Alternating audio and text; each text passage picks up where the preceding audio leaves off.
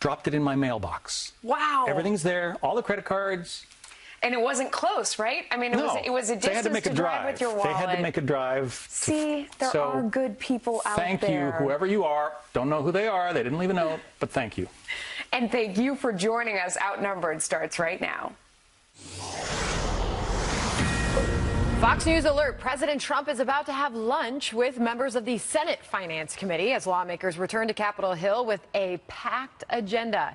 Tax reform at the very top of the list. This is Outnumbered. I'm Sandra Smith, and here today, Harris Faulkner, host of Kennedy on Fox Business, Kennedy, Democratic strategist and Fox News contributor Jessica Tarlov, and today's hashtag One Lucky Guy, former Trump Hispanic Advisory Council member and Fox News contributor Steve Cortez is here, and he is outnumbered. And welcome back to everybody on the couch. Happy Thanksgiving weekend to everyone. Happy everything. Happy Cyber Monday. And happy Cyber Monday. Get off your no smartphone shopping. Happy spending money on gifts. Gifts. And Sandra, I'm happy to be outnumbered today. I'm outnumbered. I've been outnumbered my entire life. I grew up with 4 sisters. Oh, yes. So very That's a talk show. accustomed to this setting. I have a wife and 3 daughters. Wow. So I am regularly told by 4 women what the heck to do. Okay, so I anticipate that's what's going to happen here in this hour. But I met you don't always listen. But not always. All right, and as they probably used to say, all right, get to work. Right. Let's start. President Trump is about to have lunch with several members of the Senate Finance Committee. They'll likely be talking tax reform ahead of a crucial vote in the Senate. The Washington Post reporting the Senate is discussing some potential changes to its plan to appease a few senators on the fence. Senator Lindsey Graham of South Carolina is sounding optimistic. Failure is not an option when it comes to the Republican Party and cutting taxes to every Republican senator. The fate of the party's in our hands, as well as that of the economy. The economy needs a tax cut, and the Republican Party needs to deliver, so I think we'll get there. President Trump tweeting back in D.C., big week for tax cuts and many other things of great importance to our country. Senate Republicans will hopefully come through for all of us. The tax cut bill is getting better and better. The end result will be great for all. Chief Congressional Correspondent Mike Emanuel is staying on top of it all for us from Capitol Hill. Mike, good afternoon. Sandra, good afternoon to you. A big development on tax reform as Kentucky Senator Rand Paul says he supports the Senate plan. Quote, I have fought for and received major changes for the better, and I plan to vote for this bill as it stands right now. I urge my colleagues to do the same. I urge you, their constituents, to make sure they hear from you. Some senators to watch as leadership works to get to 50 yes votes: John McCain, Jeff Flake, Susan Collins, Ron Johnson, and Bob Corker. Remember, GOP leadership can only afford 2 Republican no's and still pass tax reform.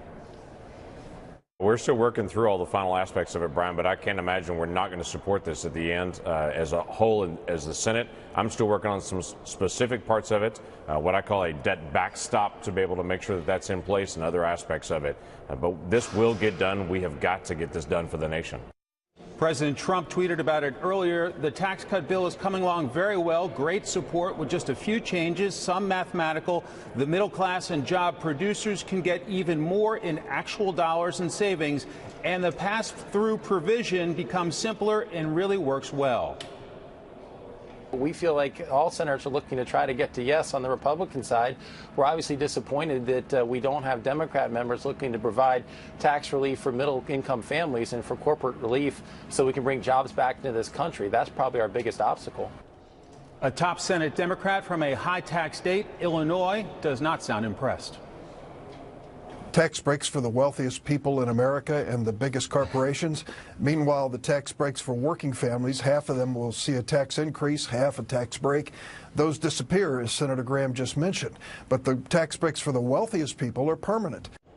Finally, the Congressional Budget Office estimates the Senate plan would increase the deficit by $1.4 trillion over the next decade.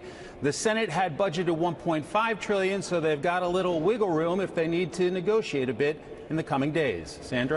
All right, Mike Emanuel live on Capitol Hill for us. Steve Cortez on the couch. And I wanted to point out to our audience that while you're heavy into politics these days in the Trump administration and otherwise, you have a huge business background. And I know you've had an opportunity to look at these numbers. First of all, do you like what is being presented to the American people as far as tax reform and tax cuts. Right. Sandra, I do like it. I don't love it. I wish it were more aggressive, particularly on the individual side. And I don't like that a lot of, by the way, Senator Durbin, who's my senator, I live in Chicago, couldn't be more wrong. A lot of high-income people, particularly if they live in places like here, like New York, or places like Illinois and California, are actually going to see their taxes go up. Yep. I don't want that to happen to anyone in America. I think everyone's taxes should go down. But having said that, I have some small problems with the tax bill, or the proposal. On the whole, I think it's fantastic. It's so pro-growth. On the business side, and I think that's where we need to see the most impetus in America, small business has really been hampered by massive regulation and by onerous taxation. That has to end. The regulatory part, Donald Trump, and he doesn't get enough attention for this, enough respect, I think, for this, unfortunately, has already done what he can on the regulatory relief side, and it's been emancipating, really, to small business in America. Now we need to take away the confiscatory tax structure. But we don't even know if they're punishes firm on small that business. drop in the corporate tax rate, right? I mean, Susan Collins has indicated that she thinks that dropping it to 20% is too low. So we don't even know where that's going to end up. Come on, Susan. She can't be nitpicky about every single thing. And I agree, they're not firm. They're about as firm as oatmeal. On freshly cooked, not the kind that's been hardening in the pot for several hours. But and that's unfortunate because they really need to just look at what things will most dramatically boost the economy. Lowering the tax rate, of course, that's number one. But also, as several Republican senators have pointed out, you need to raise that pass-through rate for small businesses. And, go ahead. How about a big tax cut for the highest bracket? Who cares? Tax cuts for everyone. And, we've talked about this several times. There are some issues, of course, with certain provisions. Susan Collins, she, again, this picky and fickle mistress, she's nervous, has the yips about the $10,000 property tax deduction because it may cost Republicans $100 billion over the next 10 years. If you want to offset that, don't worry about more taxes and raising taxes on the other side. Why don't you cut spending to offset that? Jessica? Well, I'm sure there are Republicans who would like to cut spending, but we will stand in your way at any cost. Susan Collins she said it out loud. Right. Oh, I've said that like a million times. That's totally fine. Yeah, but Democrats are the ones who are howling about the deficit right now, which is hysterical too. But Susan Collins' big issue is with the repeal of the individual mandate. I mean, yes, she's talking about the 10,000, but at the end of the day, if the individual mandate gets what doesn't she have an issue with?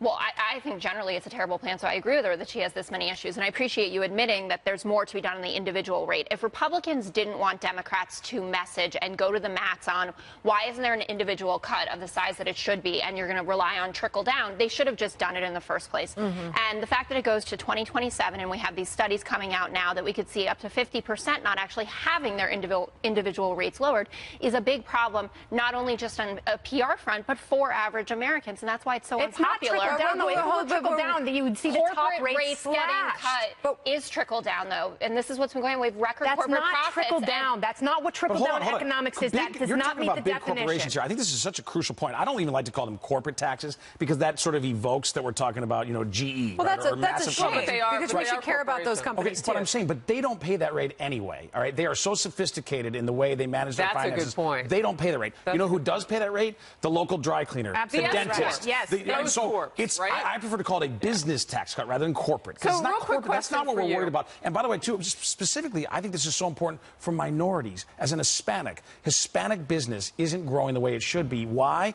Because not enough access to capital, confiscatory tax structures, too much regulation. I think once we take those barriers away, what we're going to see happen in minority small business, in all small business in this country, is going to be incredible. All right, Harris. Just real quickly, I mean, you mentioned the fact that some of these are going to go away for individuals, these tax benefits, those few people who will feel that long term, but most of it will roll away in a few years. Why not hedge a bet as Republicans and say, you know what, we're not going to make the corporate ones permanent either. Let's make those temporary, give those the same oxygen for 10 years, and let it shake out and prove the ground on how they work. Right. I think that's a great point, and I wish they would. And then you don't need as much of a big reach into SALT and a big reach into these other things like the pass-through taxes for small businesses because you'll be paying for less to offset the debt. No, I think you're right. Although, I do hate the phrase of pay for because I hear that a lot from people on Capitol Hill. It's our money in the first place. We don't I hear have what to you're pay saying, for but the bigger point that I'm making is why don't you make it equal for everybody so that they expire or roll out or do whatever they do. Because what's permanent anyway in Washington, D.C. So, well, anything can be permanent.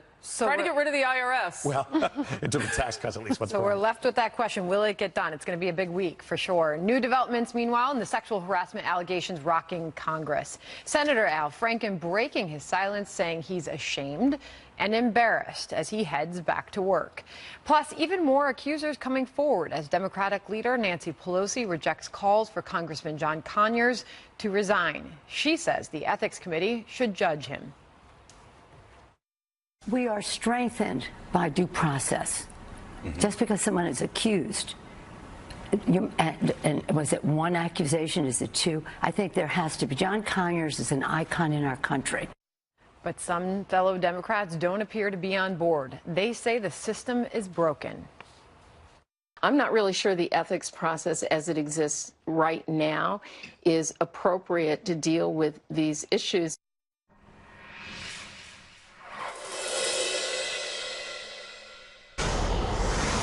We come in with a Fox News alert now. Big developments for two lawmakers caught up in sexual misconduct scandals.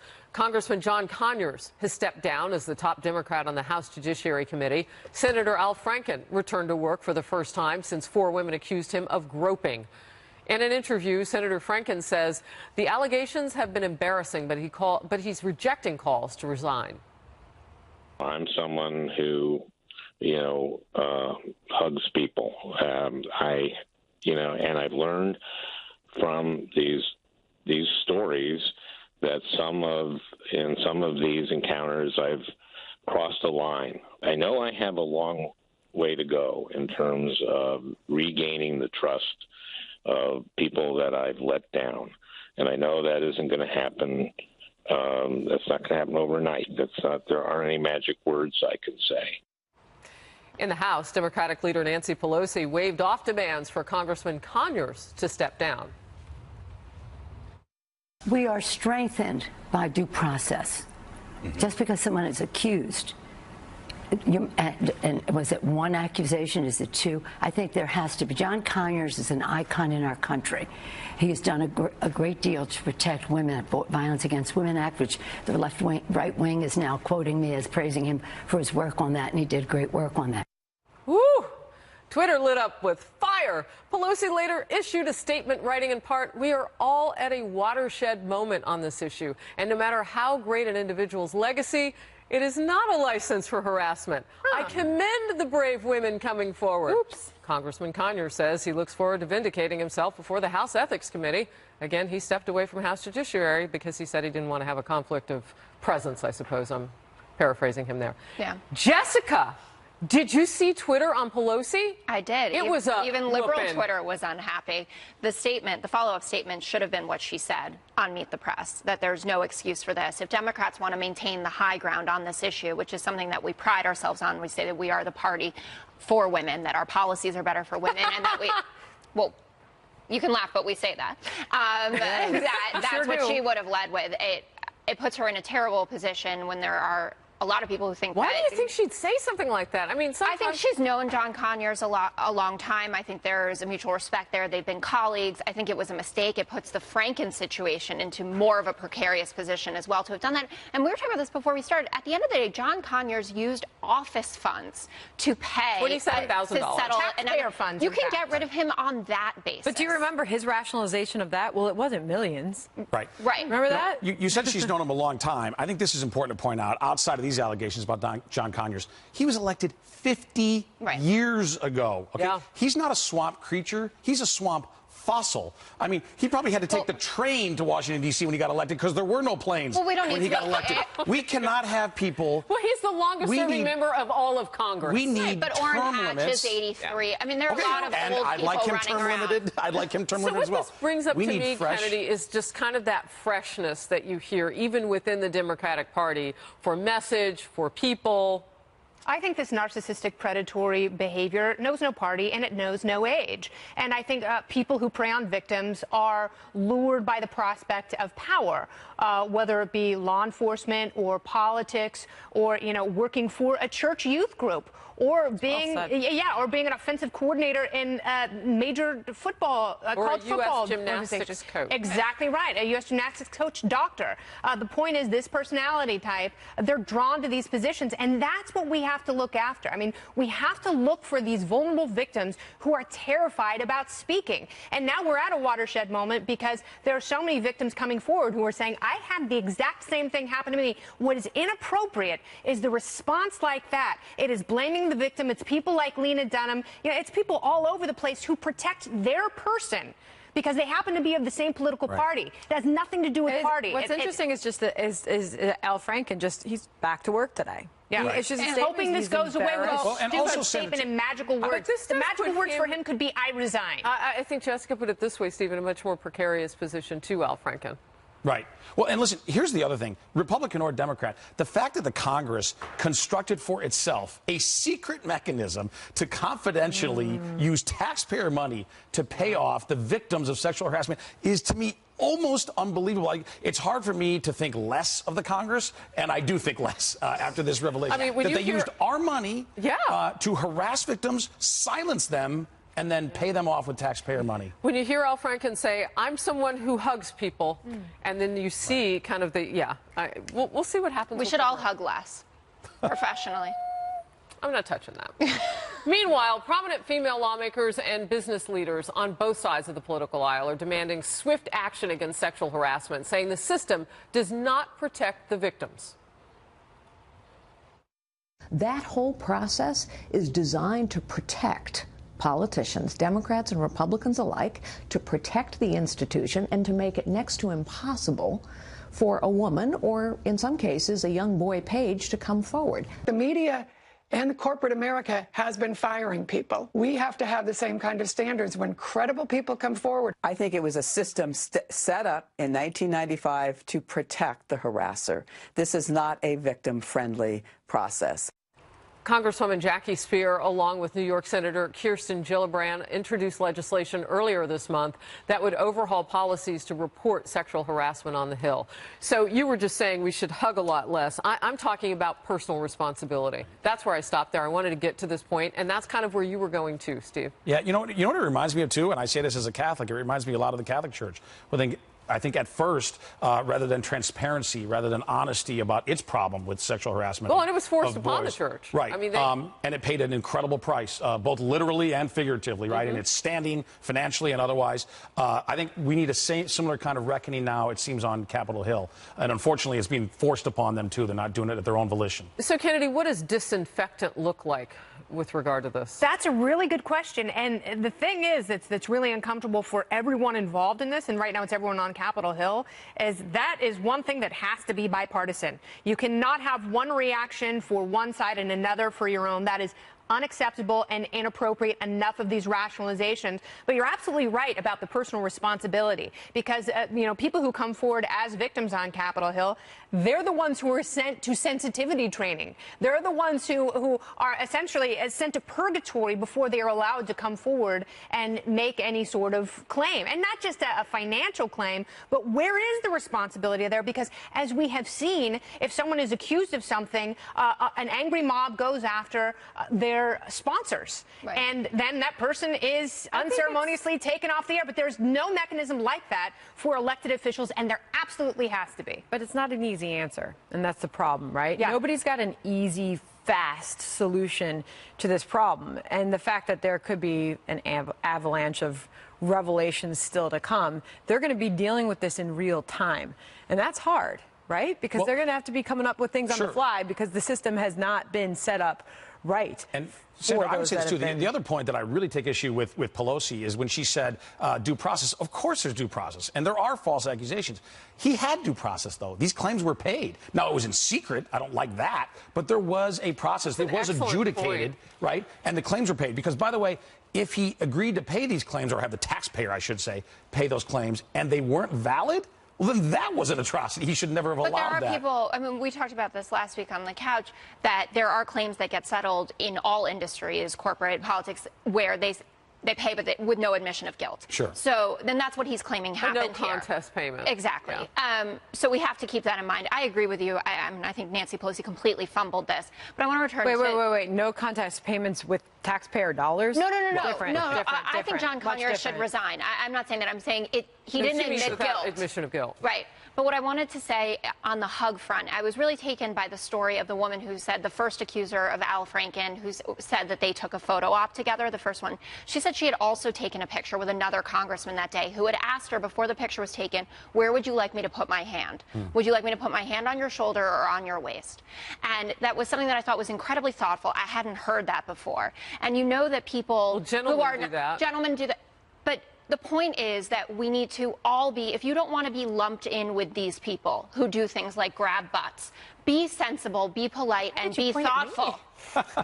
No, well, because we talk about butt grabbing. Okay, but also, Jessica, I think this is important. Also, I just wanted to include you. Al Franken's accuser says that his tongue was down her mouth. All right, that doesn't happen from a hug. I mean, this is something more nefarious. Let's leave it there, shall we?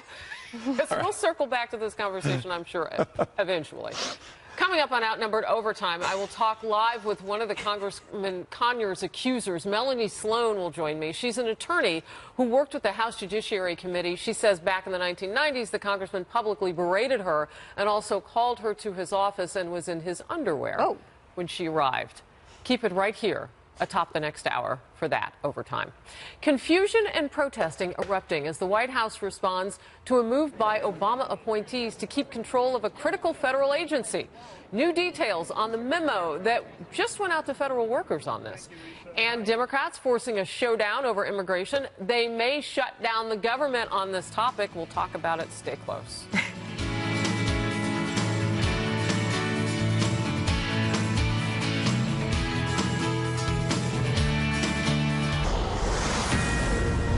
Fox News alert: a government shutdown is looming as lawmakers try to hammer out a deal to fund the government. The current spending bill expires next month.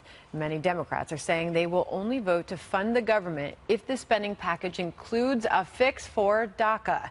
That's the Obama-era plan that protects immigrants who came to the United States illegally as children. Their protected status is set to lapse next year. Senator Dick Durbin, a Democrat from Illinois, and Republican Senator Lindsey Graham both think lawmakers could include a fix. I'm not prepared to go home for the holidays until we get our work done. We believe, the DREAM Act, Senator Graham and I believe we can put together a bipartisan coalition to pass it and make that part of the end-of-the-year effort. I'm not going to vote for a spending bill that doesn't dramatically increase defense spending. The DREAM Act, I think you could get strong border security and a break in chain migration. If you could put those three things together and put it on the end-of-the-year spending bill, that'd be a heck of an accomplishment. But many Republicans are against tying an immigration fix to the spending bill. Senator John Thune of South Dakota is one of them. I don't think that ought to be in this bill. This bill ought to be about funding the government. DACA is a big issue. Immigration is a big issue. There's a lot of sympathy for assisting those young men and women who are in this country through no fault of their own, who are here illegally through no fault of their own, at the same time doing something about border security. We think those issues need to be coupled.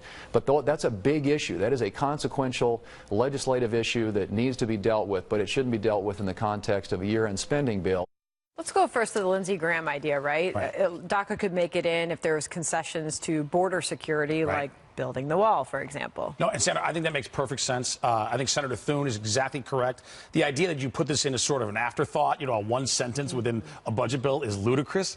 This is an immigration issue. I agree, and I disagree, quite frankly, with a lot of people in the White House and a lot of people on Team Trump who don't want DACA extended, but I think the president, thankfully, is more in my line of thinking. We do want DACA extended. These people did not choose to break our immigration laws. They were brought here as children. It's a different category of illegal immigrant.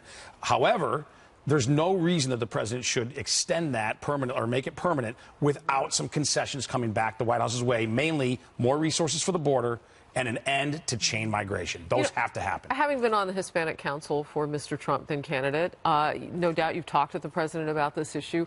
What happens if we do nothing. Right. And that's part of the conversation Republicans could be having right Sure. now, right? No, I think what happens is these people are in limbo because, let's be honest, we're not going to round them up and deport them. We're just not, right? We don't have the political will to do that. It's not the right thing to do. So what does happen? What happens is they're in limbo, and it puts them in a precarious situation as far as working. And I think that's the most deleterious part of doing nothing. So we want them working. We want them in school.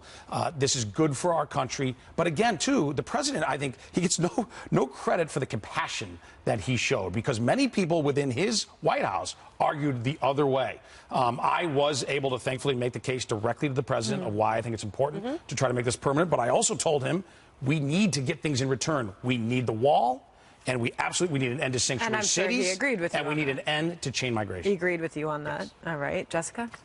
I think actually this is a great opportunity for Democrats to speak to an issue that I think was integral to why we lost in 2016, which is border security. Now, I wouldn't go with the Donald Trump is compassionate on this issue perspective. He's more nuanced, I think, than a lot of Republicans on it. You know, the border wall thing and I'm going to deport everyone is not compassionate. But if Democrats came to the table and dealed like what we had in the Gang of Eight bill, saying we're going to send, you know, thousands more troops, border security guards to the border, let's talk about chain migration. Let's talk about more deportations of certainly of criminals. Talk about sanctuary city policies. By the way, the money's already allocated for that. Right. Spend it.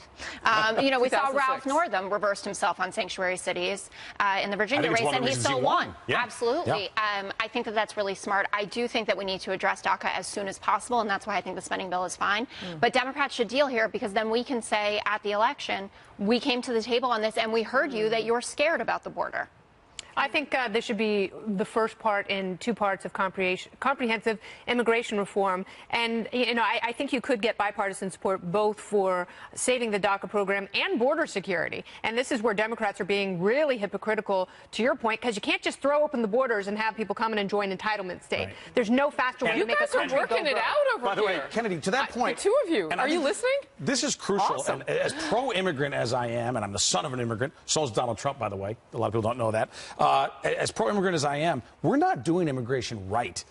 No, but that's the second part of the two-part plan. So the first part is fix DACA, fund border security, not the wall, because that's a big waste of money. It's not necessarily going to work. But then after that, you have to fix immigration. Half of immigrant-headed households in America are receiving welfare. That is an atrocity. That cannot happen. We need merit-based. And the other half are starting businesses. Yes. And that's what we have to more encourage. of those. Amen. No merit-based. All right. Well, we are awaiting a judge's ruling on the consumer watchdog leadership battle, as an Obama-era official is now suing the Trump administration. She's trying to stop the president from appointing his budget chief as new director of the Consumer Financial Protection Bureau, saying doing so violates the law that put the agency into place. It all started when the outgoing chief, Richard Cordray, named a successor last week when he suddenly retired. And now Press Secretary Sarah Sanders pushing back, following word the agency's own lawyer agrees with the administration. Sanders issuing this statement.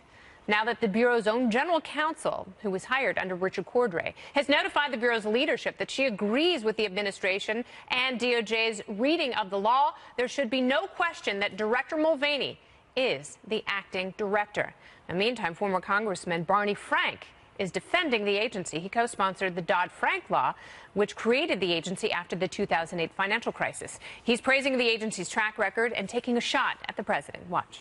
If you look at the record of the CFPB, I think it is very relevant. There's not a single criticism of a single action they have taken that says they went too far. And the reason, by the way, they want to give examples is they would then have to defend overcharging on credit cards or abusive student loan collections, et cetera. Nothing could be more contradictory to Donald Trump being the friend of the little guy than trying to undermine the most effective agency for the consumer in the financial area we've ever had. Is it really that effective? No, in a word. But also here, I think this is the idea of the swamp at work. You know, my favorite Steven Seagal movie was Hard to Kill. Well, the swamp is hard to kill, these creatures. The idea that a bureaucrat thinks that because they resign or retire, that they get to appoint their own successor rather than the president, I mean, is an absurdity on its face. It's supposed to be an independent board, however, but is the board necessary at all? You know, the gum flappery that we just saw from former Congressman Frank, right. It seems like that board board is actually not necessary. And that's a great example of the swamp manifesting as too much needless government. Right. Look, if you want to look at, does the government protect the financial system? Look no further than the housing crisis, which I would argue was almost 100% created by too much government insight and intrusion into the mortgage crisis. So, no. Does government protect the consumer? Of course not. What it does is it creates a bureaucracy that exists for its own benefit, for its own self-aggrandizement, and does very little for the people it's apparently supposed to serve. Mulvaney showed up with a bag of donuts this morning. He did, Dunkin' Donuts. When he showed up for work as the new boss, A couple of right? the journalists snapped pictures of that, and one had a caption of, well, maybe this could help. So basically you had two bosses show up for work, technically, today. I mean, I don't know if the visual was there, but the technicality was. And Leandra English, who's suing over this whole thing, basically to get her seat, which, by the way, none of us owns our seat at work. I'm just saying. But her whole point is that she wants the language change. She wants the Dodd-Frank portion that would protect that office to the director who's outgoing to trump, if you will, the president being able to use the Vacancies Act, right? So she wants this never to even be a part again, so she could slide, or anybody could slide into that seat on an exiting director. Sounds like cronyism. Right. Why should we bother with elections like then? Yeah. I think the most important plank of the argument from the left here and what Barney Frank was saying is the independence that you brought up, that this was designed to protect Americans from any sort of stuff on Capitol Hill. I'm not sure. I mean, Barney Frank makes a good point that there aren't on-the-ground complaints that people are making about it, and I think that he is right to raise this issue right now because we know just a few weeks ago, in the middle of the night, Republicans voted to scale back consumer protections from Wall Street, and we know that Republicans are more a fan of the big banks necessarily than the left is. That's actually not true at all. I mean, if you look at a lot of the money that Barack Obama has taken since he's left office. I'm talking about protection. The great teeth that Hillary Clinton has suckled on for decades. No, I'm not talking about speeches and things like there. that. I'm talking about Wall Street and tax breaks for the rich and things like that. Those are two completely different. You know, Jessica, I think those are the talking points on this. But I think the concern from the American people is the consumer, which needs to be the concern when you look at this bureau. Somebody's got to get back to actually protecting the consumer. Dodd-Frank has hurt consumers. Dodd-Frank has hurt small businesses. Dodd-Frank has only buffeted giant banks who've consolidated by snapping up these community banks that used to give loans to individuals and small businesses. Mick Mulvaney has said that he thinks this is a silly thing, that it's a joke. Why do you have people in charge of bureaus that do not think they should exist? I think that's same at the EPA. As it is currently structured, Jessica. The EPA is currently we got to go. Oh, my gosh. Harris. Saved by the Harris. Roy Moore, still defiant, releasing a new ad today and holding a rally tonight. Some Republicans saying the president should ask Moore to step aside in the face of sexual misconduct allegations. The state of play for a key Senate seat. That's coming up in moments.